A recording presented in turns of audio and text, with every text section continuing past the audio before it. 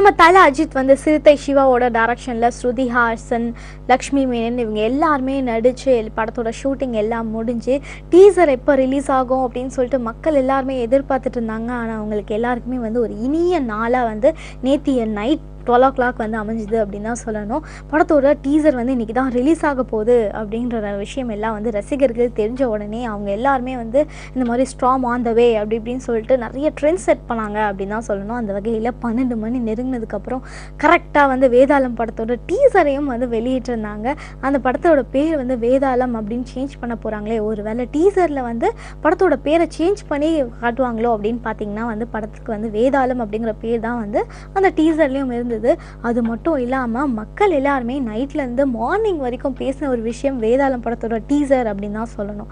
அந்த வகையில் இதுக்கு முன்னாடி நம்ம தமிழ் சினிமாவில் ஐ படம் வந்து ரிலீஸ் ஆகும் போது நிறைய வியூஸ்லாம் அந்த படத்தோட டீசர் ட்ரெய்லருக்குலாம் வந்து கிடச்சிது. அதுக்கப்புறமா நம்ம புலி படத்தோட டீசர் ட்ரெய்லருக்கு வந்து நிறைய வியூஸ் கிடச்சிது. அந்த வகையில் இப்போ வேதாளம் படத்தோட டீசரும் வந்து வெளியாயிட்டிருக்கு. ஸோ இந்த படம் வந்து என்ன மாதிரியான வியூஸ் கிடைக்க போகுது அப்படிங்கிறத நம்ம பொறுத்திருந்து தான் பார்க்கணும்.